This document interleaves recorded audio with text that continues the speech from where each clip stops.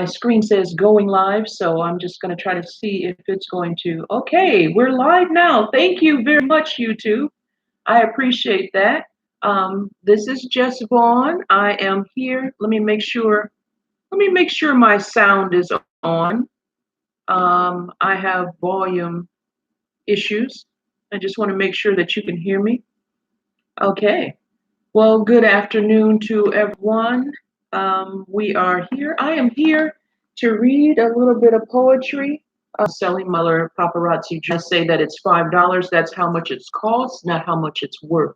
The jewelry is really, really outstanding. They have some beautiful pieces. And if you want to go and check out some of the jewelry that I am selling, you can find it at paparazziaccessories.com/ Jess Vaughn Jewels. VAUGHN for Vaughn.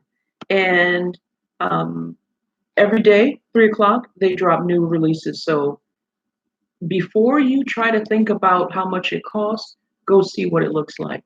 And if you find it beautiful, like I have, and you're interested in it, give me a message, send me a message, whether on Facebook, Instagram, or you can drop something down in the comments. The live chat is open right now. So anyone who is out there that is out there surfing the net and looking for a conversation, I'm going to share with you my book, Cuts on Me, which this is author copy. It's not the actual cover because I actually have a new cover, beautiful, beautiful cover, which you can find online at Amazon.com under Adrian Ijoma. There, you see that? Okay. So I've been wanting to share this for a while, and I'm actually planning to start um, a podcast. So this is sort of like a dress rehearsal for that endeavor.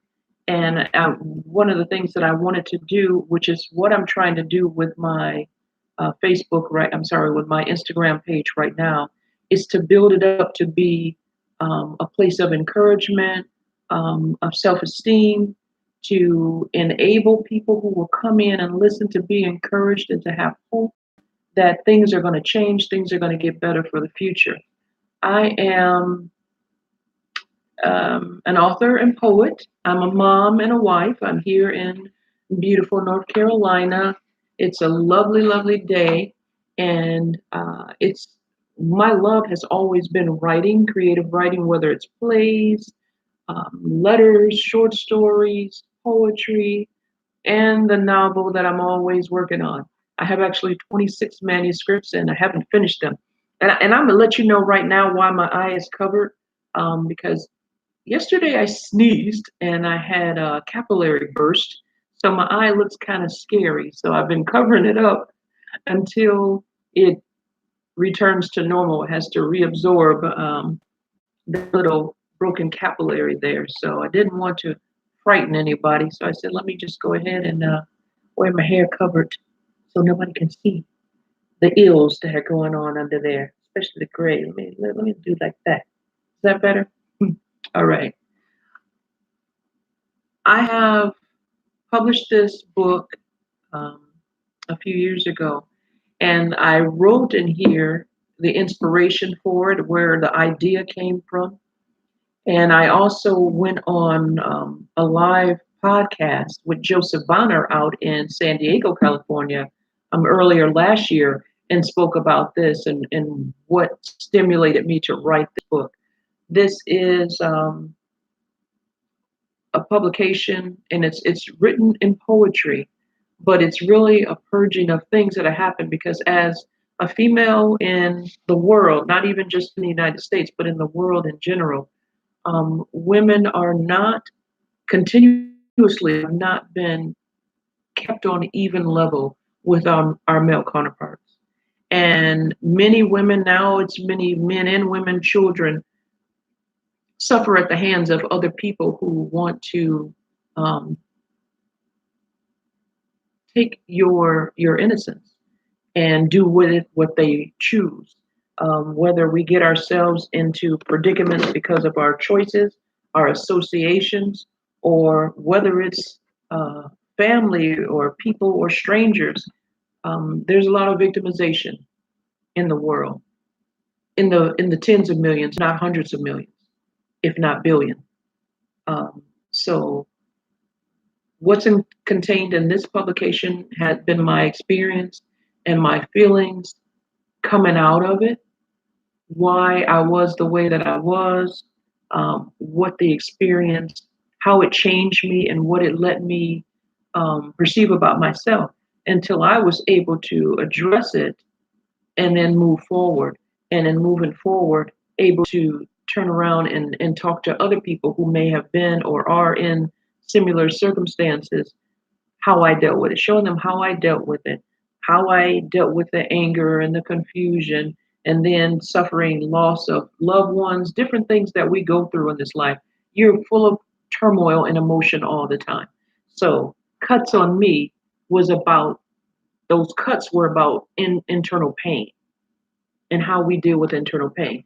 And I wrote in here in the forward of the book how the inspiration came to me a couple of years ago was in, I kept saying, was it CNN? But I believe it was C-SPAN. Watching television one night, back when I watched TV, and coming across a women's conference. It was a pre-recorded women's conference that occurred in Philadelphia, and Shonda Rhimes was hosting, and there was Michelle Obama online, or sorry, at this conference, being interviewed about how she was raised and about women and about how we are perceived in society and the different things that women have to go through when they're working and not getting the equal treatment or the equal pay or seen on the same level, as I said, as their male counterpart. And how she was raised in a different way to be respected, which is something that I try to do myself with my own children. um, I don't dismiss them. I don't dismiss their feelings or their thoughts. They are not insignificant. They are not my background or my shadow.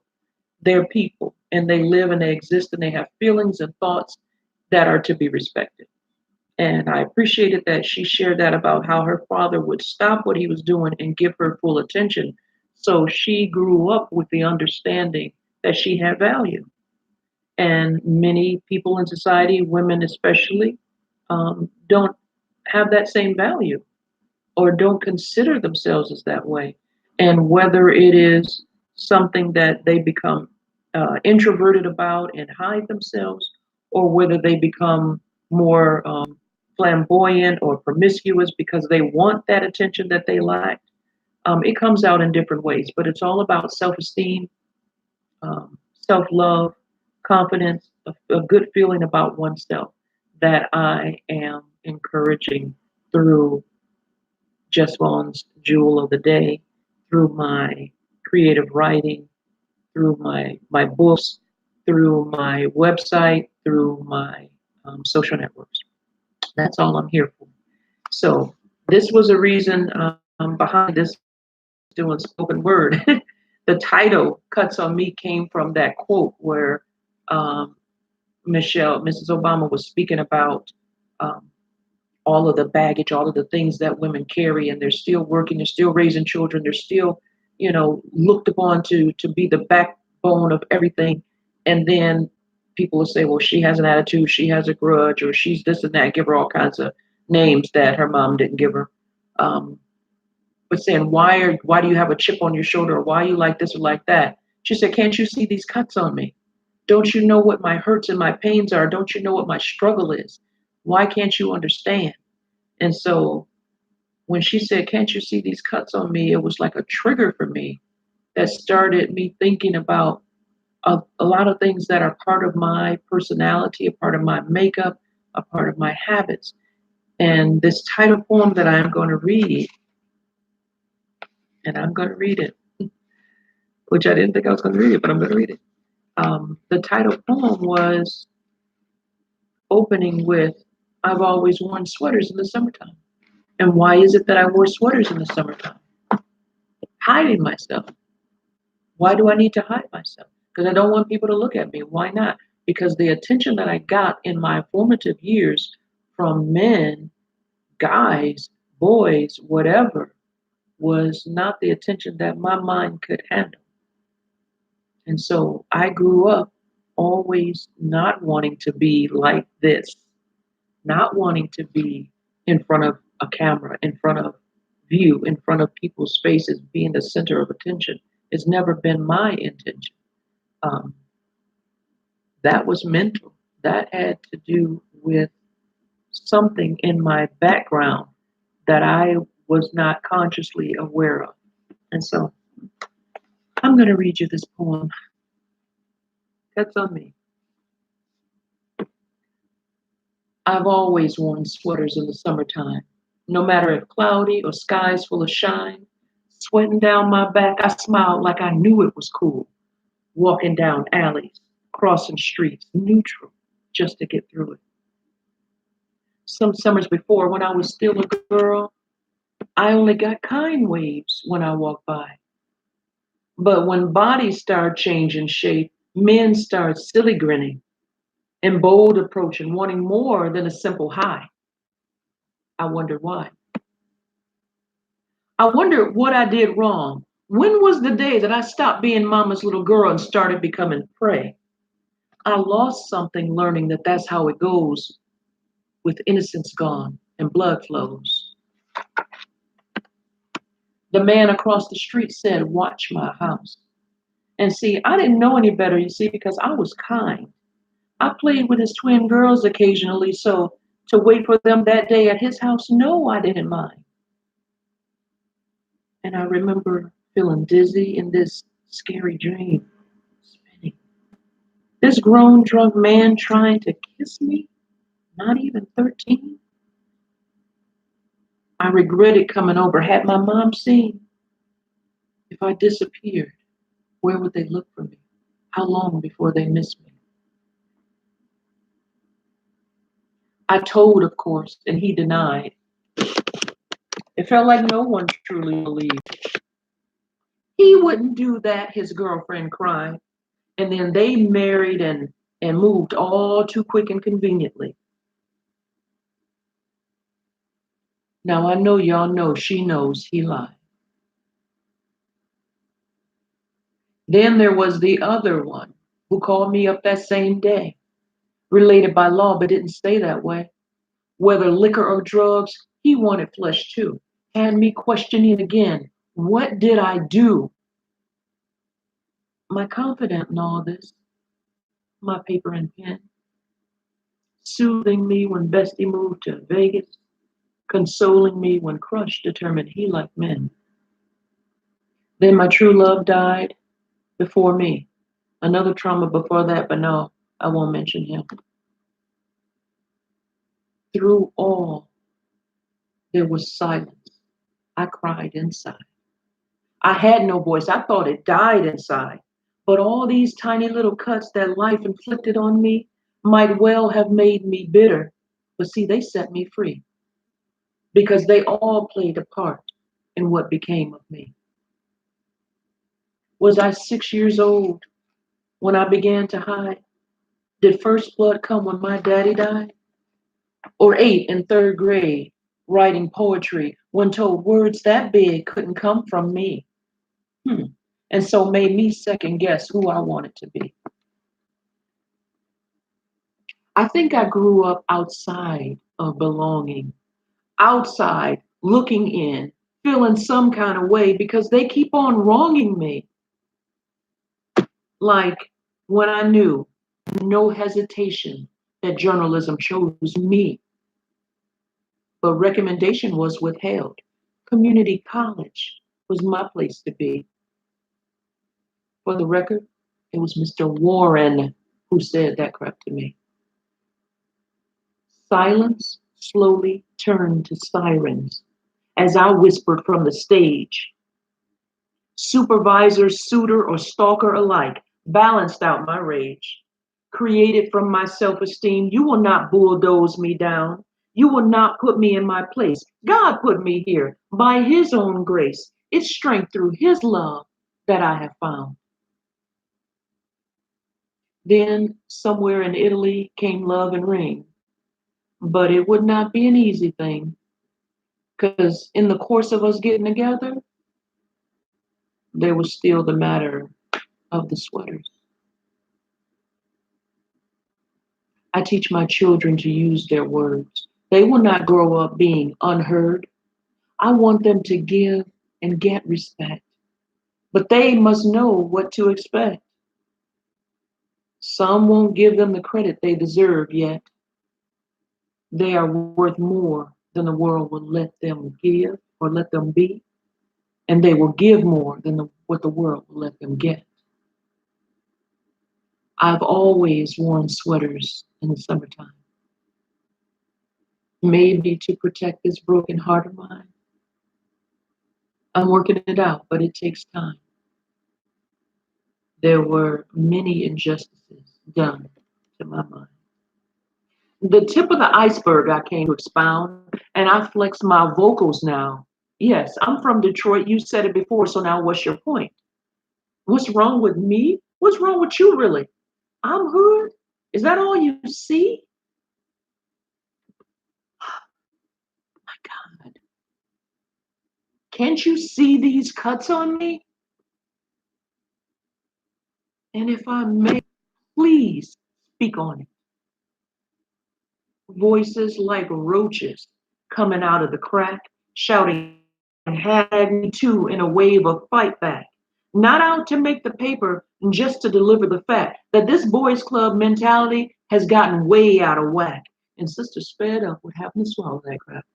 No, they didn't imagine that it would happen this way, that their power and position wouldn't block the expose, because they thought it all good without the proof of DNA.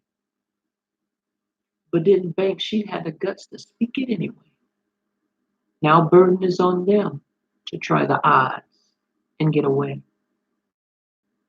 But hold up.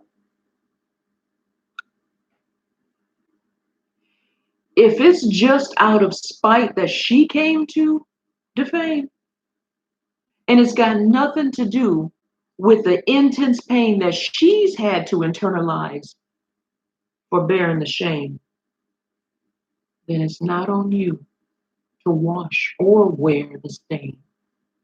If she's just mad at you, so she put out your name, shame, shame, because it ain't right if she's treating these cuts like some game. I still wear sweaters in the summertime, locked down by my emotions, though with a ring I'm tied, and fighting day by day, still to be understood, but seething like hot lava when I'm denied, misjudged on account of cuts, mislabeled because of hood, mistaken for a woman of weakness, when on substance I've always stood, burning hot and sweating the changes written on like a donkey's ass, tired of taking hits for seeking justice, tired of having to explain my past. But now a new day of life is dawning, it's fast approaching. Partiality, prejudice, and perjury are all going down. A standing up for peace, love, and virtue, that's what I'm anticipating is coming around. Because here, you living like you can't see, like you're blind and you can't see. Completely bled out from all these cuts on me.